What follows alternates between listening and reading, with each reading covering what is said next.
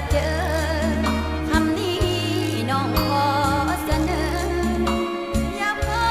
ลงต่อแสงสีว่าไงเสมออยู่เด้อ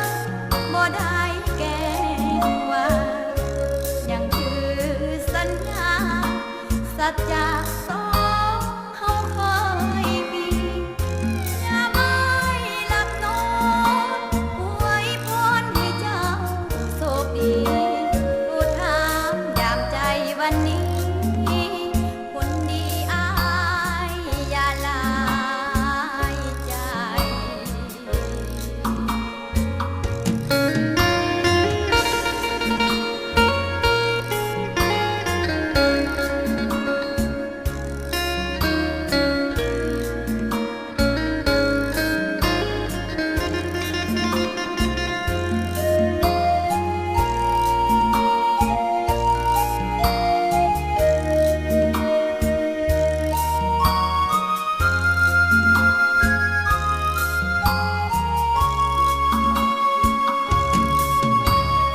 กินข้าวแลงหรือว่ายังอยู่น้องขอเสิร์ชสู่เป็นยาเติมใจเสมอเมื่ออายอยู่ไกลอย่าไปกะเจิดกะเจอคำนี้น้องขอเสนออย่าเพ้อลงต่อแสงสีว่าไงเสมออยู่เด้อบ่ได้แก้ว่ายังถือสัญญาสัจจะสองเฮาเคยมีอย่าไม่หลับนอนอวยพรให้เจ้า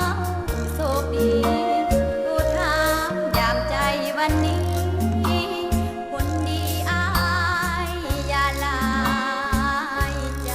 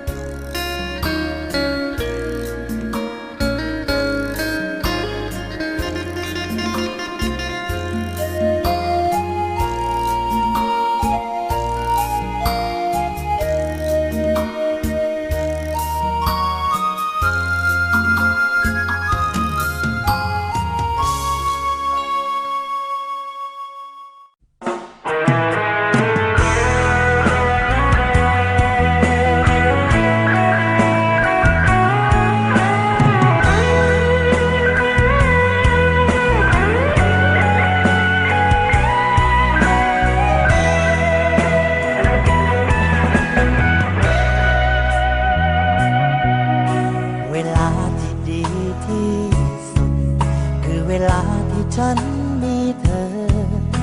หน้าที่ที่ดีเสมอก็คือเธอใกล้ชิดกับฉันเหมือนเราอยู่ครบทุกสิ่งแท้ที่จริงไม่เป็นอย่างนั้นแต่เพราะรักที่มีให้กันพาเป็นไปบางเวลาที่เหลืออยู่แต่ว่าเราไม่เคยท้อแท้บางเวลาที่แย่ก็ยังคงมีรักเติมใจสองคนอาจต่างมุมมองมีรักประคองเอาไว้ไม่ปล่อยให้มันเป็นไปตามอารมณ์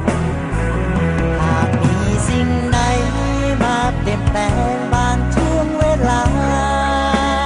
นั่นคือเจตนาที่มาพร้อมความเหมาะสมรักเราก็ยังเหมือนเก่าไม่เคยเหงาไม่เคยคืนคมและไม่เปลี่ยนไปตามสายลมของการเวลาเวลาที่ดีที่สุดคือเวลาที่เรารักกันอาจจะมีนาทีสำคัญก็คือวันที่มีน้ำตาแต่ว่าเราก็ยังยิ้มได้แม้วันใดที่ใจอ่อนล้า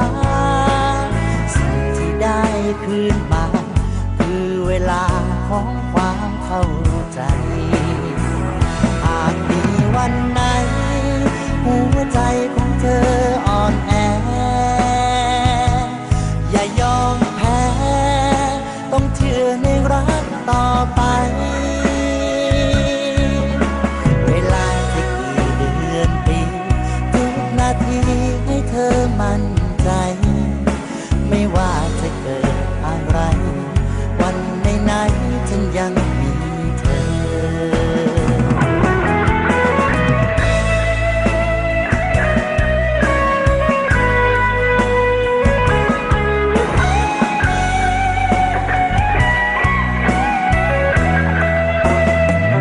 หากมีสิ่งใด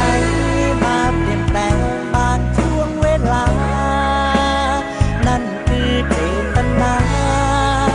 ที่มาพร้อมความเหมาะสม